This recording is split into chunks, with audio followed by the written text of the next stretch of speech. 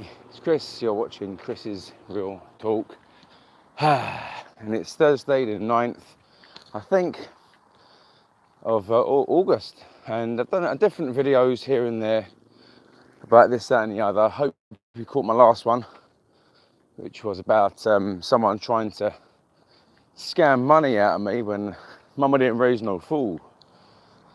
But I want to take this opportunity to talk about what it's like to be a bus driver in London, because I do follow quite a few bus drivers that are around the country, and it's nice to see how, I'm going to say, my colleagues are dealing with their work in different parts of the country. It's fantastic. And I know Double Decker Anton does a fantastic job as a bus driver and also on his YouTube page as well. So you can get an insight to what it's like with him. If you get bored of me, you can always check out with him. Hi, Transdev Buses Routes.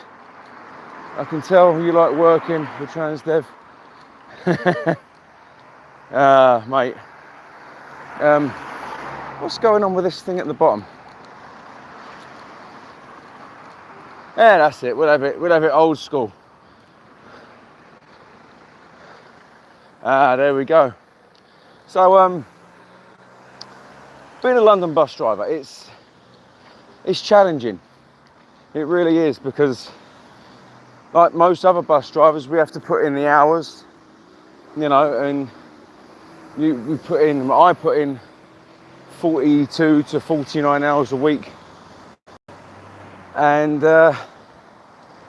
is it worth talking about it or talking about the pros and cons? Do you want to do pros and cons? Let's do pros and cons. The pros is it pays the bills. First and foremost is it does pay the bills. If you enjoy driving and driving is for you, and you think driving something the size of a house is the coolest thing in the entire world, then bus driving's for you. If you fancy being stuck in a hot box for 10 hours a day with no breathable air, then bus driving's for you.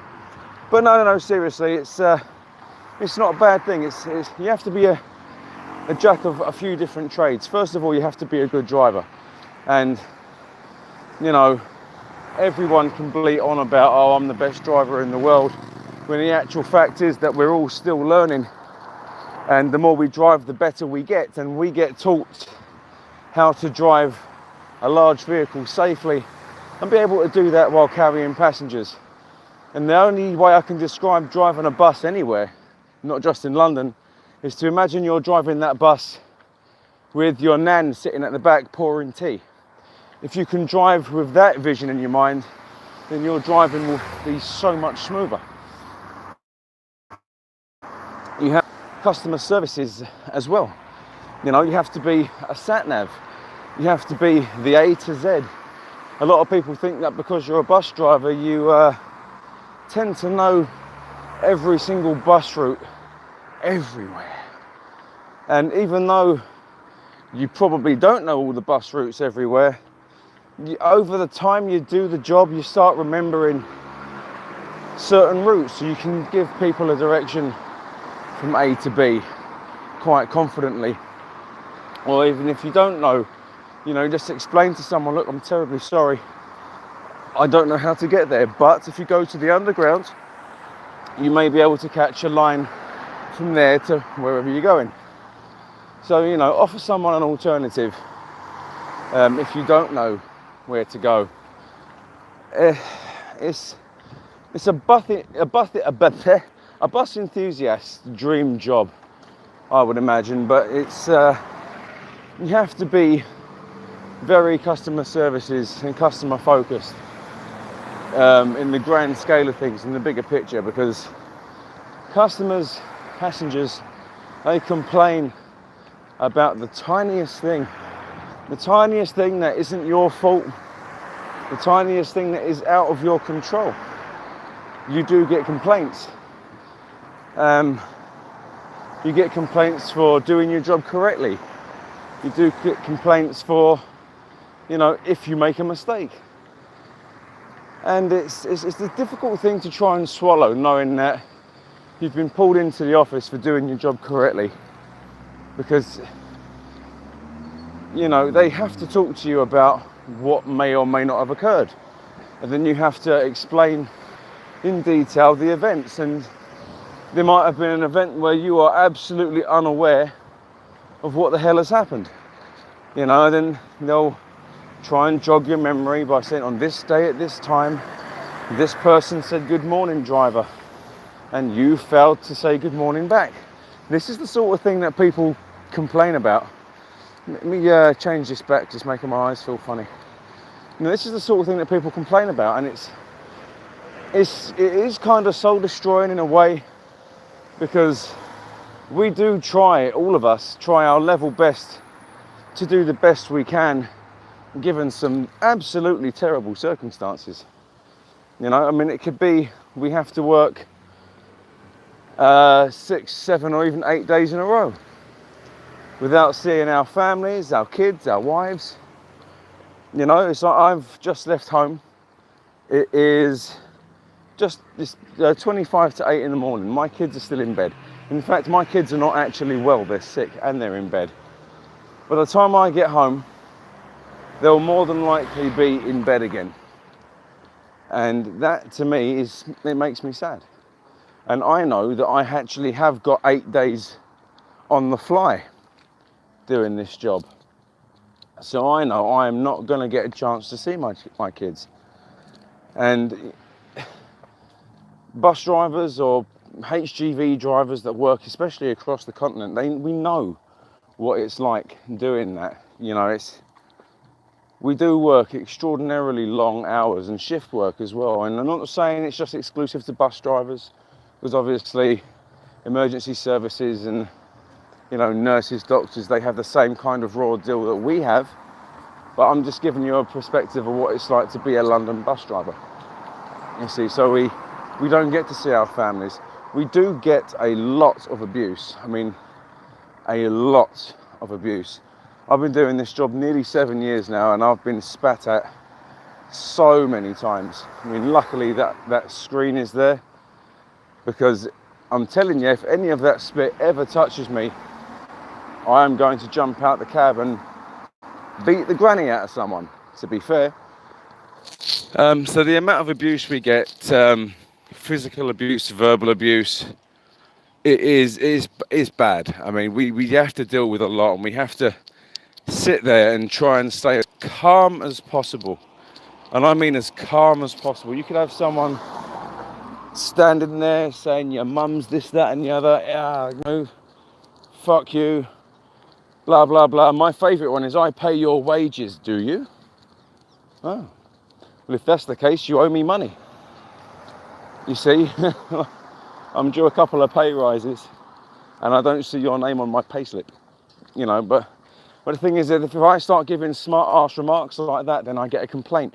Even though I didn't start it, and if nothing happened to cause this person to be an absolute anal gland, the second I open my mouth and try and be a smart-ass, then that's when the complaints come in. Then it starts getting swung around onto me. So it's difficult to try and please everyone being a London bus driver. Now, what happens is, not only do we have the kind of stress that we have to deal with from passengers, we also have the job in itself, driving from A to B. It's all well and good just moving a vehicle and picking people up and stopping. It's driving the bus. We have to stick as close as possible to a set time while trying to maintain a very specific distance between yourself and the bus in front of the same route. And the bus behind you has that exact same task to do, is try to run on time while keeping a set distance between yourself and him or herself. This is known as headway.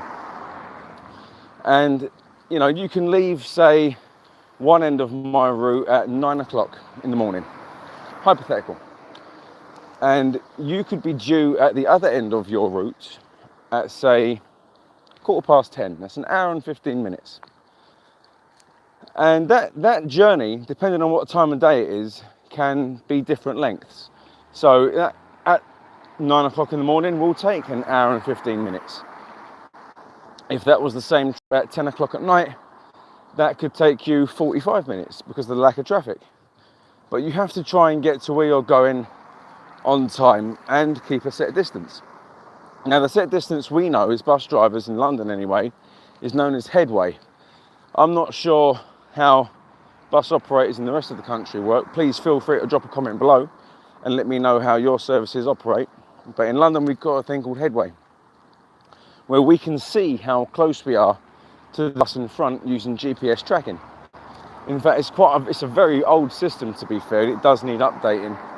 I'm going to get in contact with TfL and Google to see if they can collaborate somewhat. I think that'd be a good idea, using Google Maps. Either way, so we have that responsibility. And then if we end up getting too close to that bus in front, what we are supposed to do is hold the bus for maybe 1, 2 or 3 minutes, depending on how close we are. This is called regulating the service. So we have to try and, balance out our service so that we are that set distance behind the bus in front. But in doing that, what we're actually doing is delaying our own service, so then the bus behind us starts to catch up.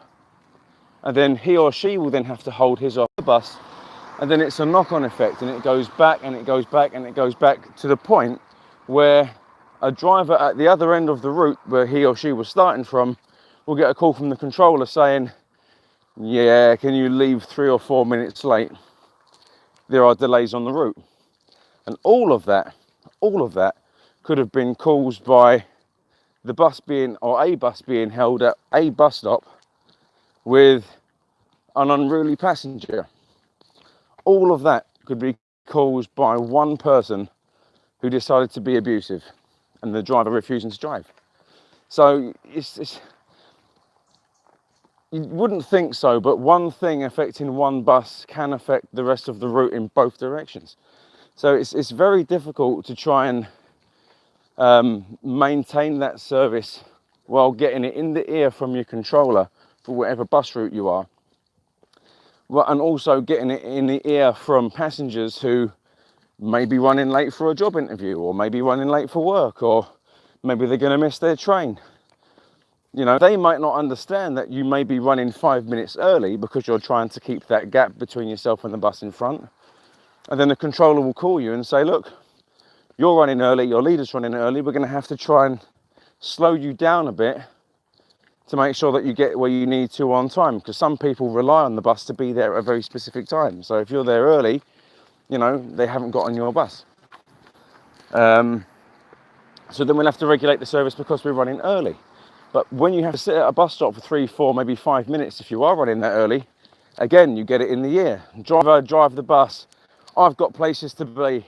Now, what you want to say to him is, shut the... You should have pulled your socks up a little bit earlier in the morning and left the house 10 minutes earlier, then you wouldn't be late, would you?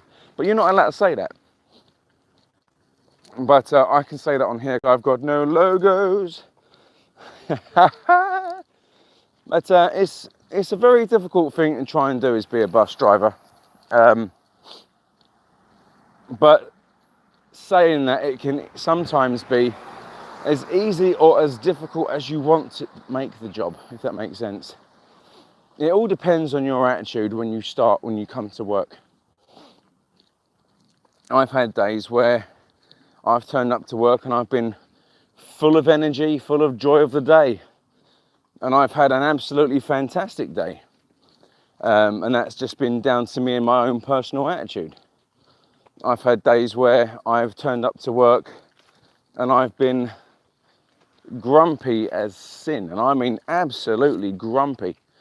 And then I've ended up having a really, really, really bad day.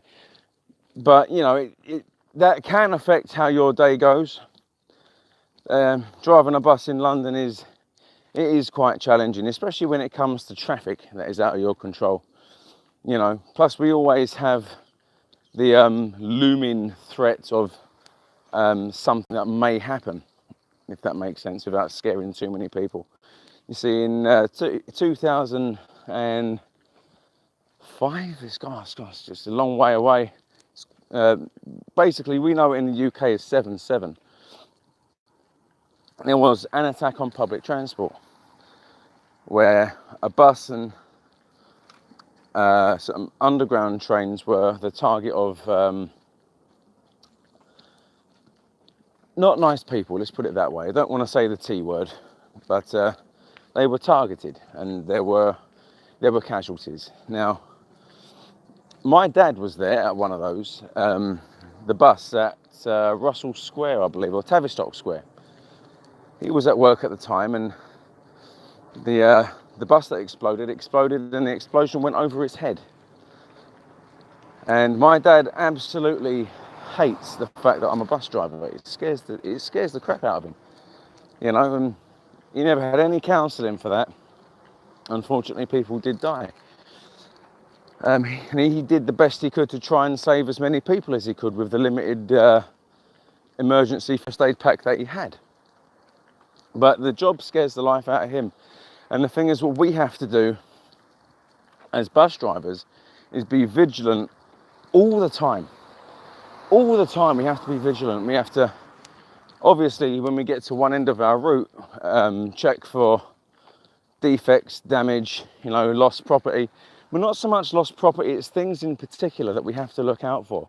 Something like a bag. Now, you know, you might see a school bag at the end of the school kind of time and think, oh, a kid's left it on the bus.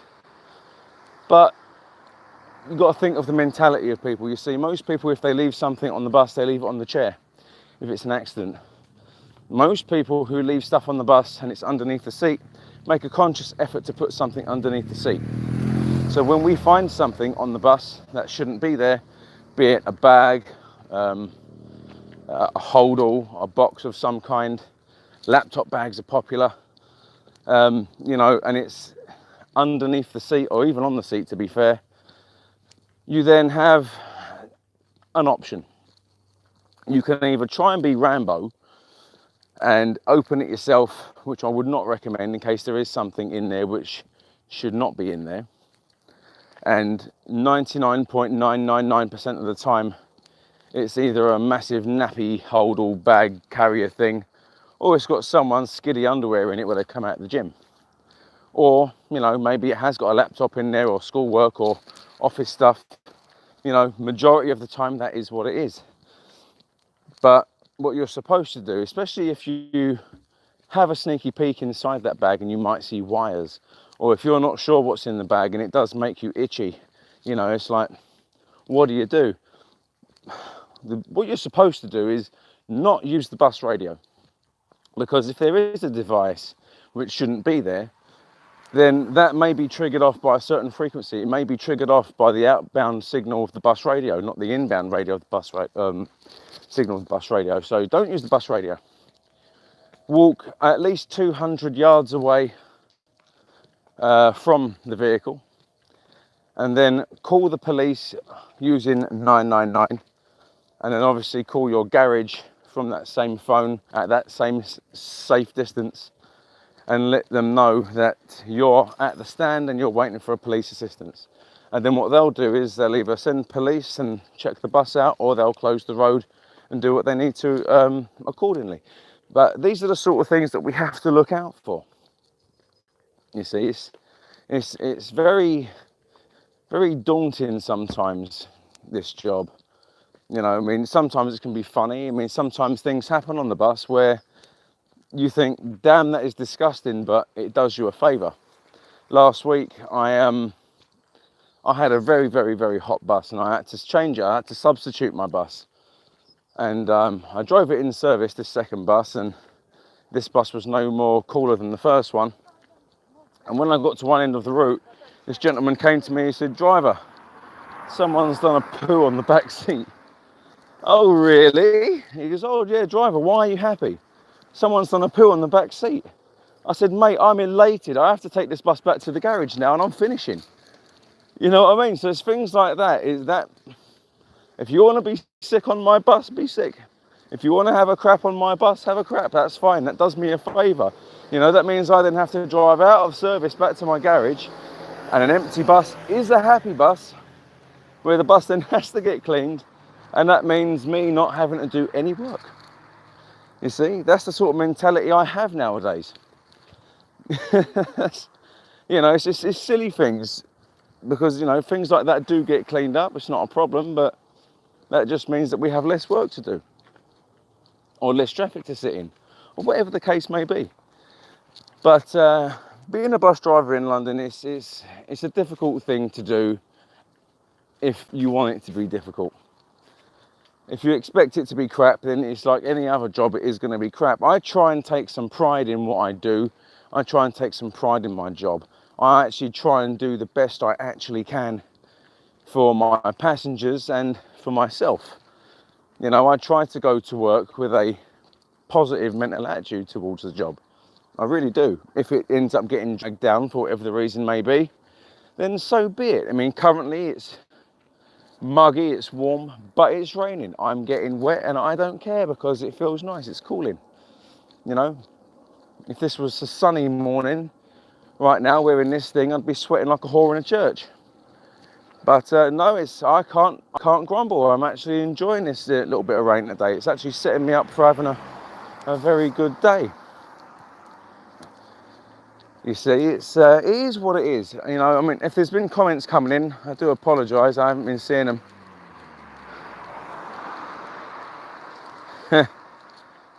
Leeds, York fast, Manchester, Leeds fast. Okay.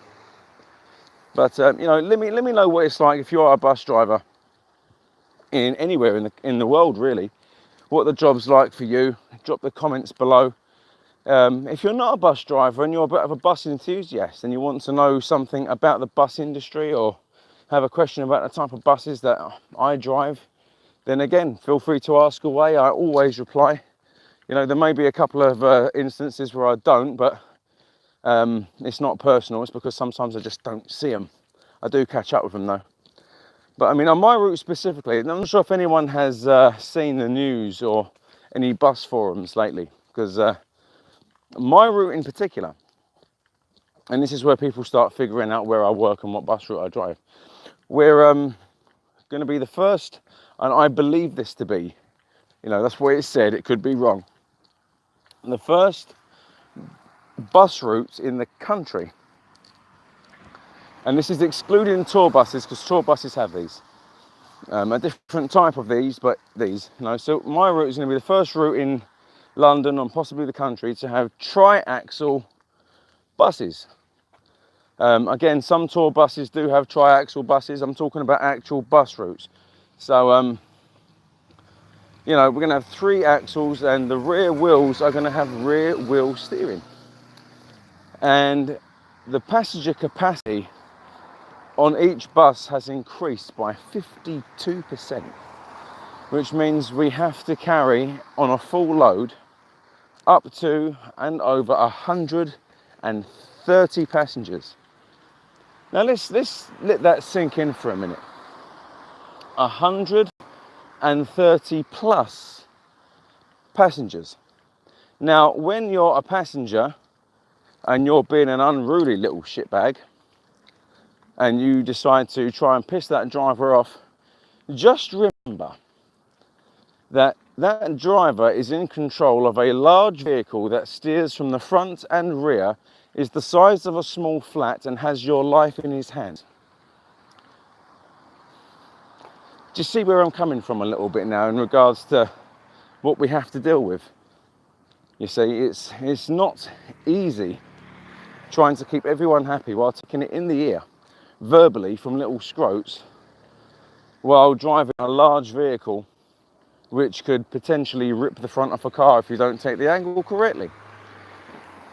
So, you know, it is what it is. Anyway, I'm going to cut this one. My name's Chris. If you've joined me for the first time, welcome. Hit that like button if you like it. If you don't like it, then give it a dislike, but tell me why in the comments below, you know. And find me on Facebook. If I haven't said subscribe, then subscribe. You guys are amazing.